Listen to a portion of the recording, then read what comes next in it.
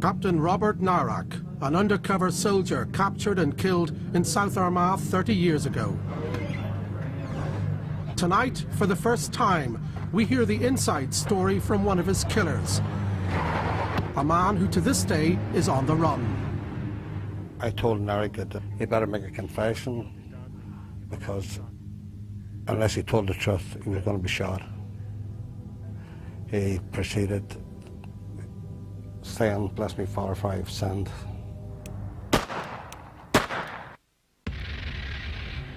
South Armagh and the Troubles were the toughest and deadliest IRA teams operated.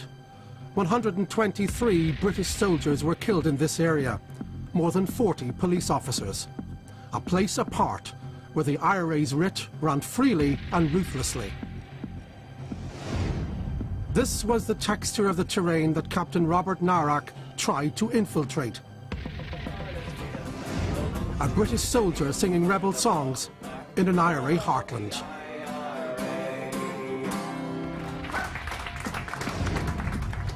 He took far too many risks all at once, as opposed to measuring them out. And in the end, he was found out in the 3 steps in.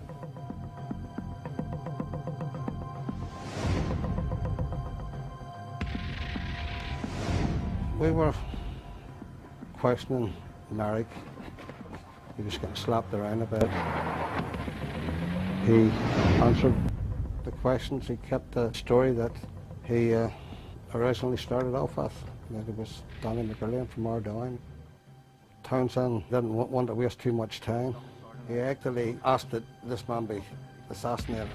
He asked me to shoot him.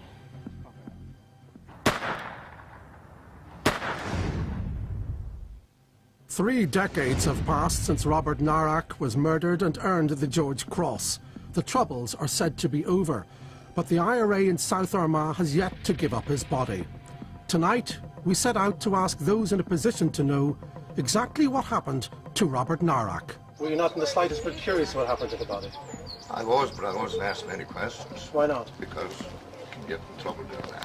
Why won't the IRA give up Robert Nairac's body? I have suggested we'd ask Mr. Adams and Mr. McGuinness that. Mr. McGuinness, where is Captain Robert Nairac's body? I haven't got a clue. Mr. McGuinness? Don't know anything about it. Mr. McGuinness?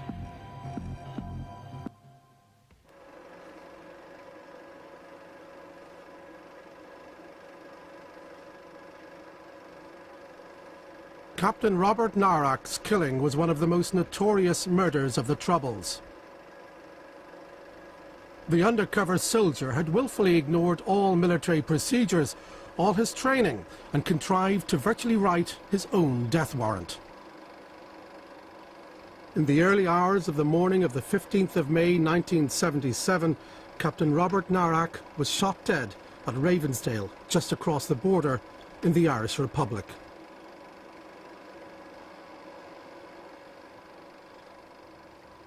The gunman, Liam Townsend, was later convicted in a Dublin court. 5 other men from the Jonesboro area were jailed in Northern Ireland for their role in the killing. 3 others were wanted for questioning, but they went on the run and remain at large today.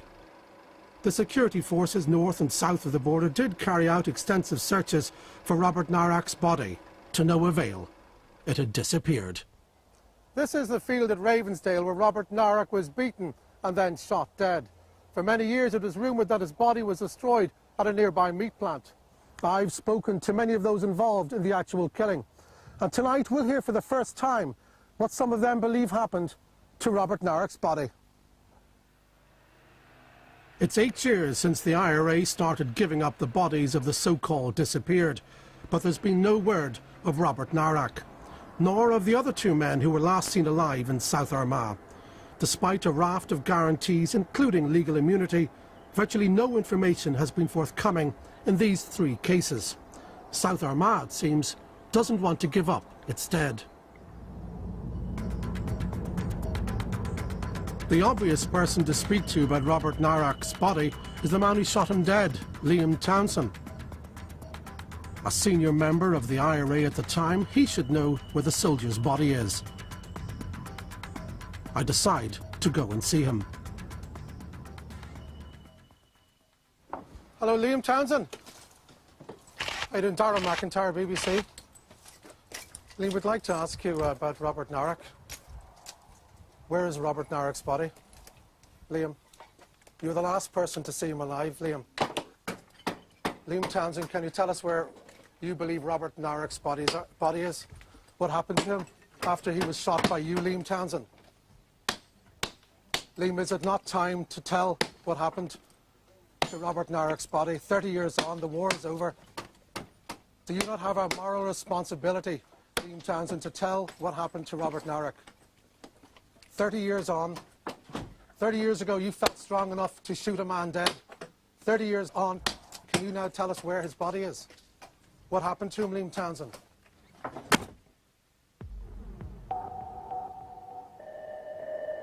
Thousands of words have been written about Robert Nairac, but much of his story remains a mystery. I hope to find out exactly what happened that night and see if I can get closer to the truth of what happened to his body. First, I want to learn a little more about the 29-year-old Army captain.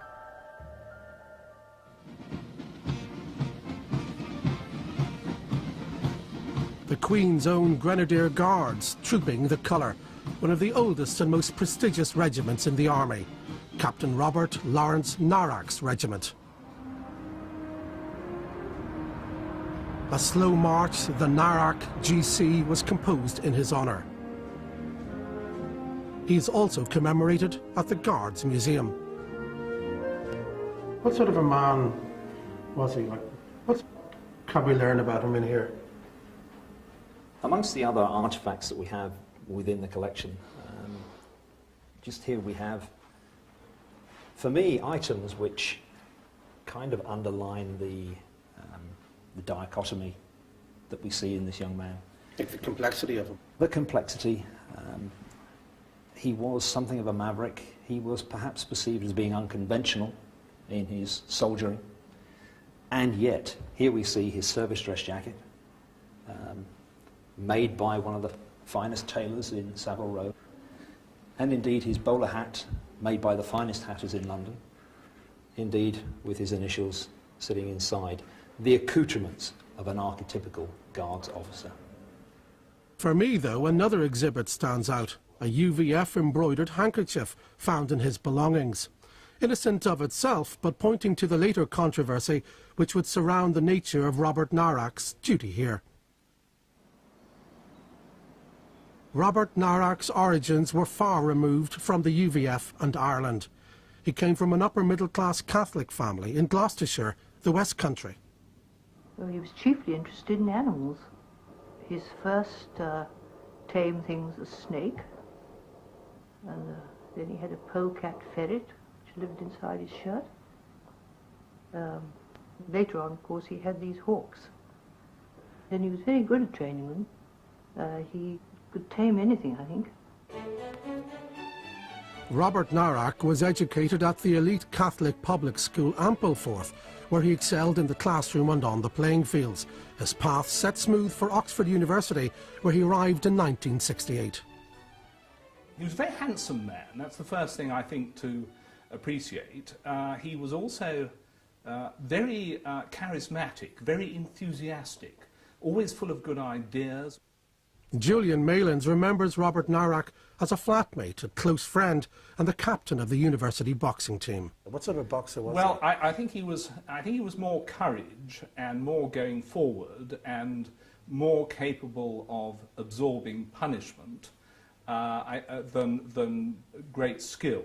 I don't think I'm doing him an injustice when I say that. He was terrific. Going forward and absorbing punishment and giving it too, but he wasn't a very cerebral boxer.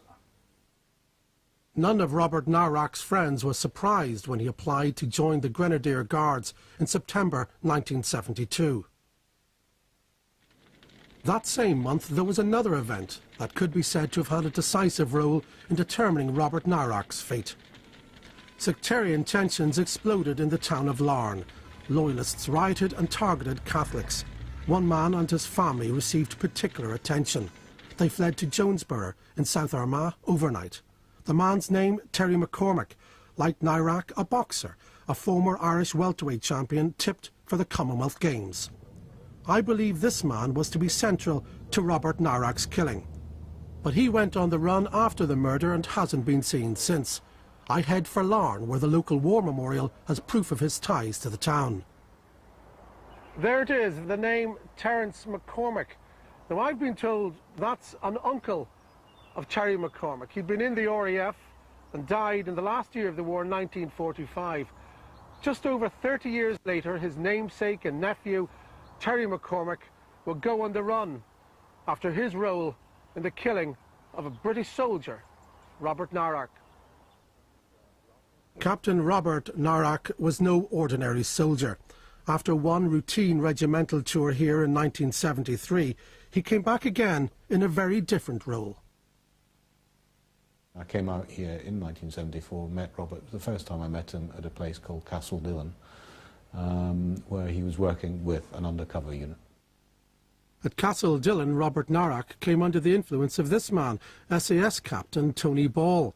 Significantly, many believe he modelled himself on Ball. He operated in the border in the early days, 74, before the regiment was deployed on surveillance duties, and that's when Robert would have worked with him and no doubt seen how he operated, and he had developed his own distinctive style of operating. I have the feeling that Robert might well have got some of his ideas from how Tony operated, but I don't think he necessarily had the same skills as Tony. This cottage, close to Jonesborough, but actually in County Louth, provides a clue as to how the unit is said to have operated. Tony Ball is said to have crossed the border to kidnap an IRA suspect who lived in what he believed to be the sanctuary of the Irish Republic. In March 1976, 21-year-old Sean McKenna was asleep when armed men entered his house in the middle of the night. Heard a noise, and the next thing I knew, there was a light, a gun with a light on top of it, a wee pencil light on top of the gun, pointing at my head and somebody shouting, "Don't take your fucking hands out or I'll blow your head off." Well, he said, if you want to end it here now, he said, and don't come with us, he said, your death will be claimed for the 10 Protestants who were shot in White Cross. He said, you'll be claimed as by the UVF. Sean McKenna's story was denied at the time, but now has the ring of truth. I'm fairly certain, and I'm not talking ill of the dead or anything, I'm fairly certain that that's probably true. And I think that Tony probably, on his own, had gone and fetched him, leaving his backup over the border. Reverberations from this incident fed into the frenzied climate of conspiracy and fear that already had hold in South Armagh.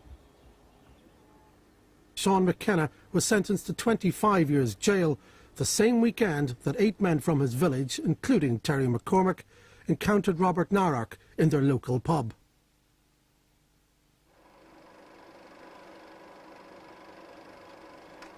Exactly what Robert Nairac was doing that fateful night is still debated, as are allegations which claim he was linked to the infamous Miami Showban massacre and the killing of an IRA commander in County Monaghan.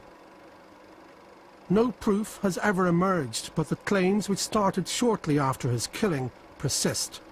What is known for sure is that by 1976 he was officially working as a military liaison officer between a newly arrived SAS squadron and the police. Unusually for a soldier who often worked undercover, he seemed to go out of his way to be noticed, conspicuous even when on patrol with the regular army in places like Crossmaglen. Captain Nairac was well recognised. Now that we know who he was recognised because he stood out. So different from the rest of the soldiers because he dressed different. In what way? Oh, well, I mean, he had the same uniform on him, but he had beautiful black, curly hair, you see. And he always carried a double-barreled shotgun around with him. This high profile brought with it risks. We began to get reports from various sources in South Armagh saying that there was an SAS man parading about the place and they were going to get him. The curly-headed SAS man who'd been in Crossmaglen, called Danny. I got a hold of Robert when he was next up In fact, I think I might have sent for him and said, look, you know, you're blown. You really do need to think about what you're doing. And what did he say to you? He laughed. He didn't take it seriously? I don't know whether he did or not. He just laughed in my face and that was it. It maybe was this very bravado that led to him going alone to a pub in the Republican heartland of Dromintee, close to Jonesborough, on the night of May 14th, 1977.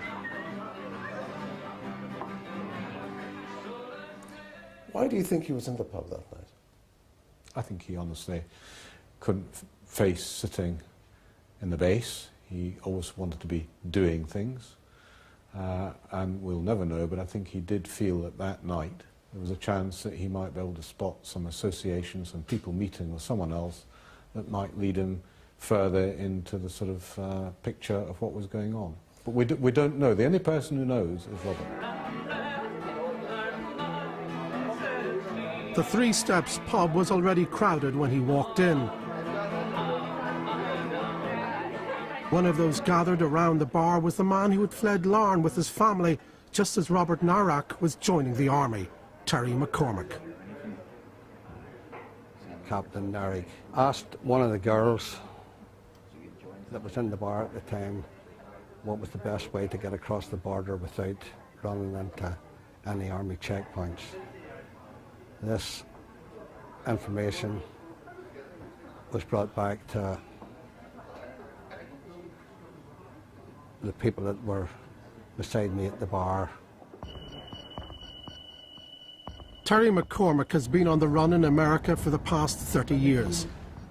His account of events that night is exclusive to Spotlight and is the first time anyone involved in the killing has spoken publicly about it.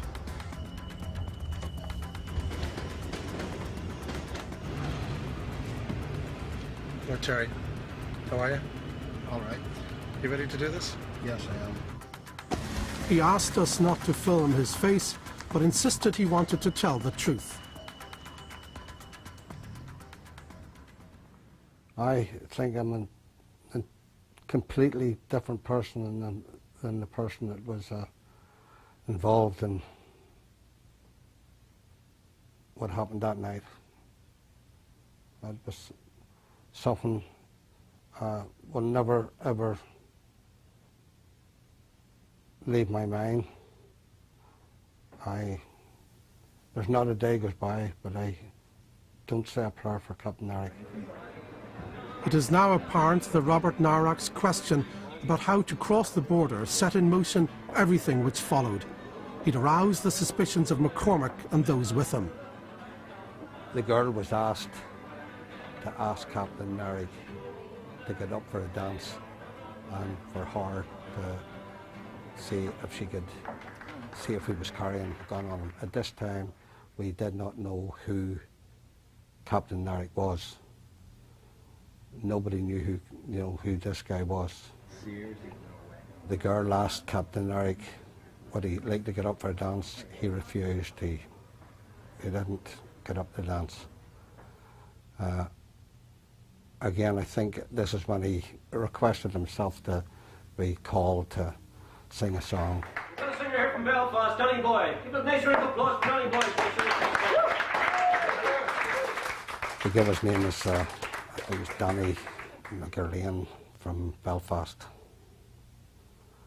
He sang a couple of songs.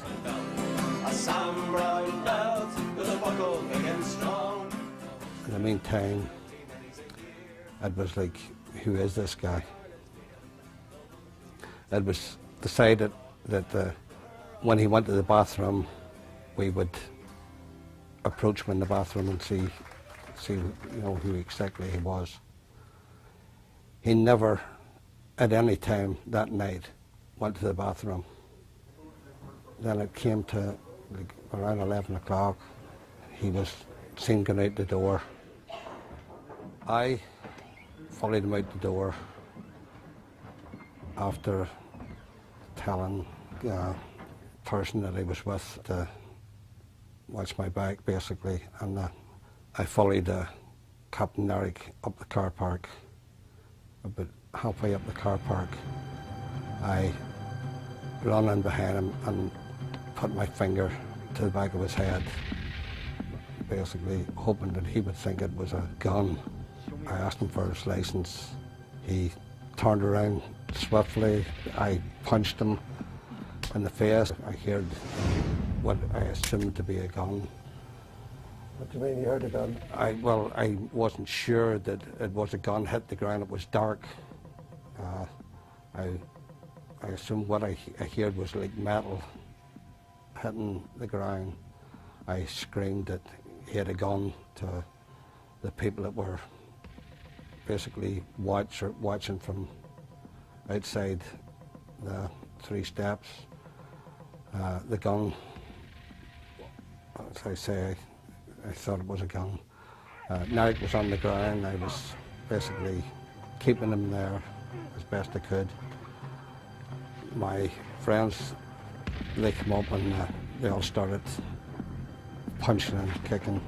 The gun was recovered from the ground, from the side of the car. It was put to Nairac's head. He was told that basically he was going to be questioned, like he was put in the car. 2 men get in the back seat of the car with Robert Nairac, McCormick holding the officer's own weapon. They drive at speed along the network of small roads toward the border a few miles away, crossing into the Republic just past Jonesborough, where they continue south for a short distance.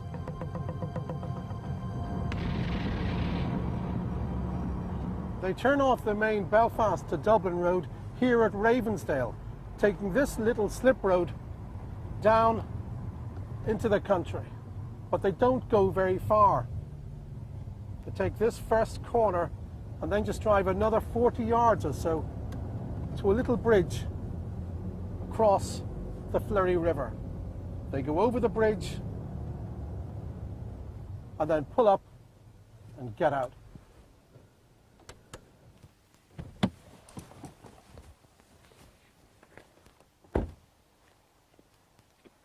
They took him into this field here beside the bridge and began their interrogation. He told us he came from Ardoyne in Belfast. He was an official IRA. Shortly before this, Sean McKenna had been kidnapped from his house by the British Army, and whoever this person was something, you know, it's more than just a guy from Ardoyne. I think the majority that was there that night like were thinking that he was SAS. But you didn't know it, you just... We didn't know. An IRA gunman, Liam Townsend, who'd been drinking in a Dundalk pub, is sent for and driven to the field. By now, Robert Nairac must have known he was fighting for his life. He makes a desperate effort to escape. The person that was holding the gun at this time, Nairac made some kind of move, like, and this person fired a shot, which ricocheted, hit the wall, the bridge that we were at, and the ricocheted slightly grazed my side. The interrogation and the beatings resume. He was getting slapped around a bit, and he answered the questions. He kept the story that he originally started off with. He was Danny McErlaine from Ardoyne. He was a member of the official IRA. He called himself a sticky. While all of Robert Nairac's assailants are Republicans, none but the gunman, Liam Townsend, is in the IRA. What condition was Townsend in when he arrived? Townsend was, I would say, drunk. Townsend basically didn't want to waste too much time. He actually asked that this man be assassinated. He asked to shoot him. Did he ask you to shoot him? He asked me to shoot him. What did you say? No. Why did you say no? Because I didn't know didn't know who he was. I had no idea who this man was really, although I surmised that, you know, that he was, you know, something, you know, he was something like, you know, but not enough to be shot, like. Robert Nairac is taken further up the field. By now he's been questioned and beaten for at least an hour. I told Captain Nairac that he was going to be executed unless he told us the truth. And I told him that we were going to get a priest for him. What did he say? He never says really anything.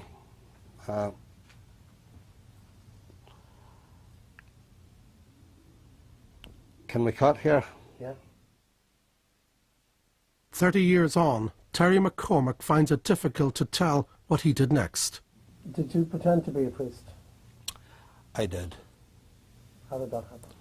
Well, I told Nairac that he better make a confession, because unless he told the truth, he was going to be shot. He proceeded saying, "Bless me, Father, for I have sinned." Basically, I'm not sure how it was stopped, but it ended there, basically, as the guy, you know. How do you feel about that? I feel terrible. Why? Well,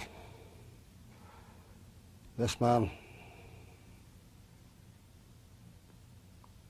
either knew that I wasn't a priest, or he was trying to make his last confession. I'm not sure which one of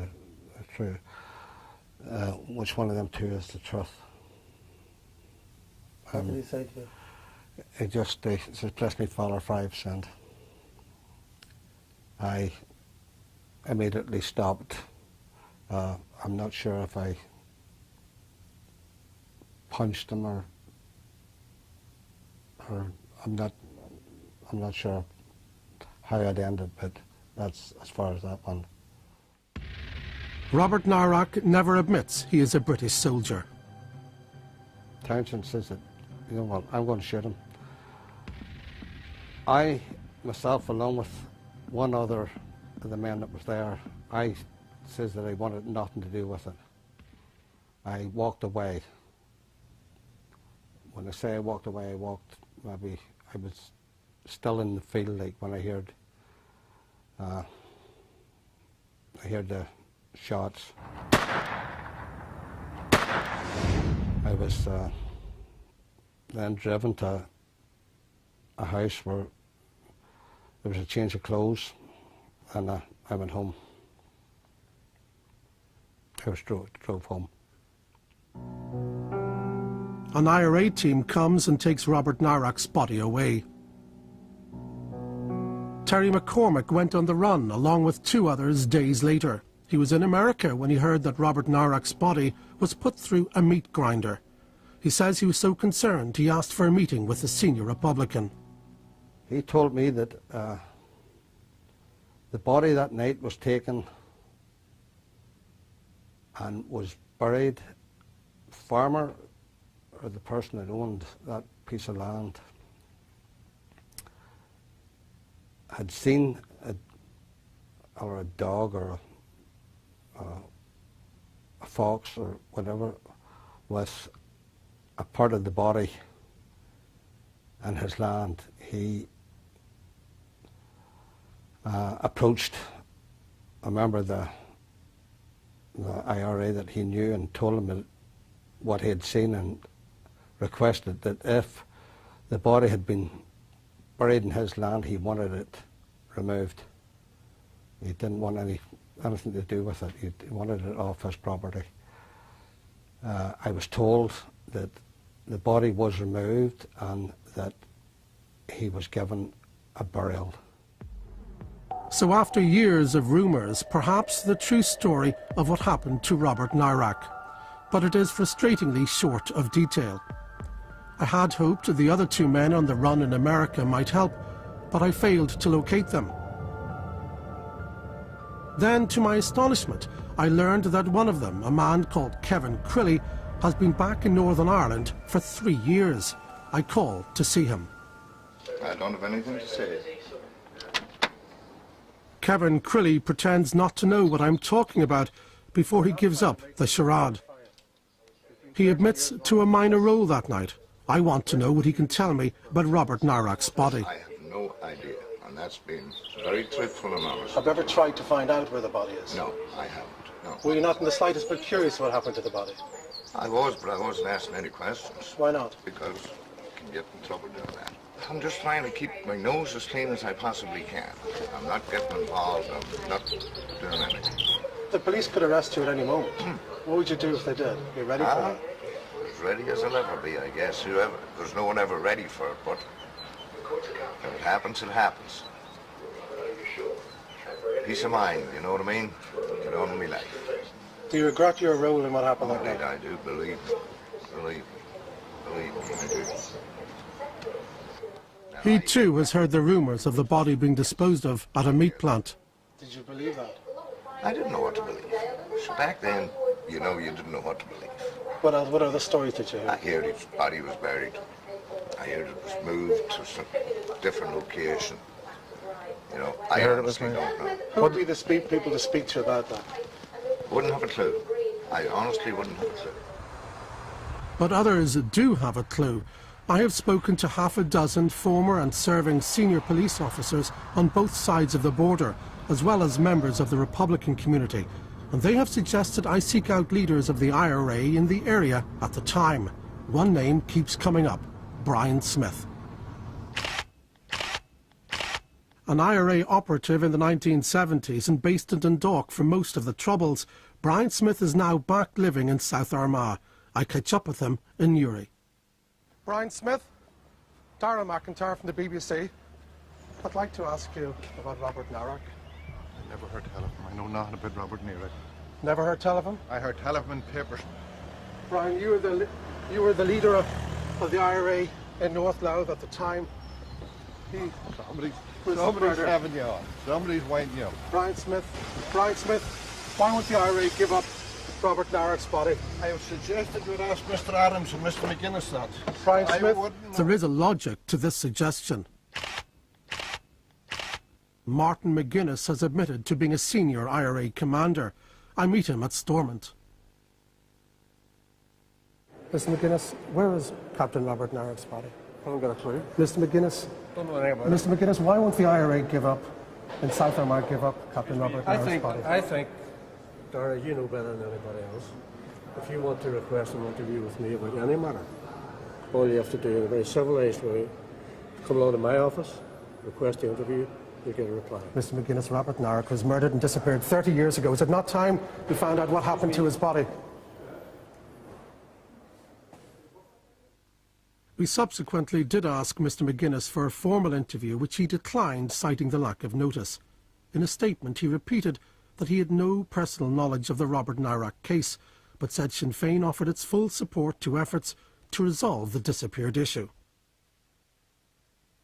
What we have is the very first account from those involved in the killing of what happened to Robert Nairac's body, and it confirms what the SAS have until now only surmised from intelligence sources.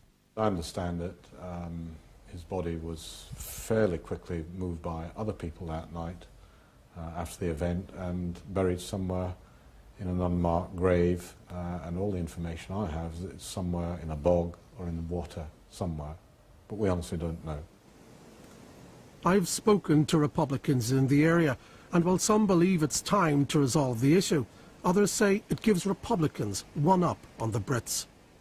Julian Maylands, Robert Nairac's long-time friend, says the focus on finding the body misses the point. All this idea that you need the body for closure is rubbish. The truth of it is, He was murdered by the IRA, and what happens to the body is not, frankly, of any significance at all. It could be anywhere or everywhere.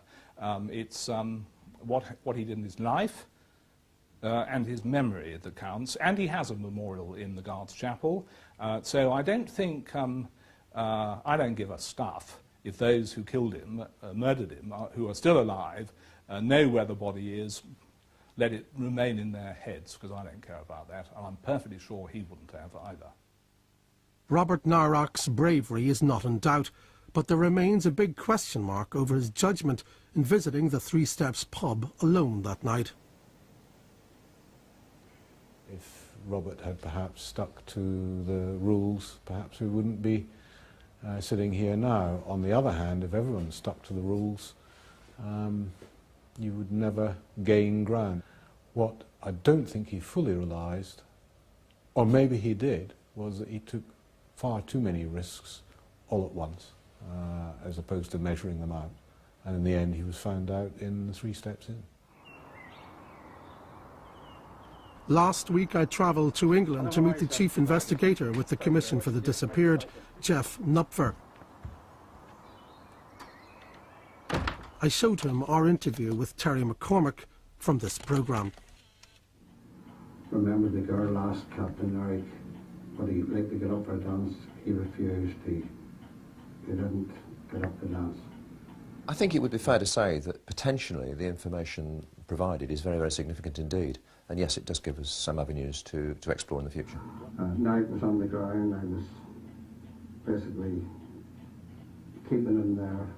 Does Terry McCormick his account seem credible to you? I think, on face value, yes, it certainly seems credible. Indeed, it's a thought that this suggestion of the meat processing factory was a myth, nothing more than a myth, and was put about really to stop people looking for the grave.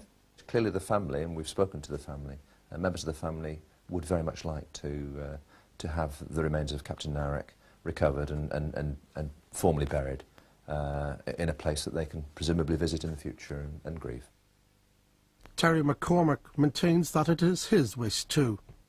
If me doing this interview can help in any way to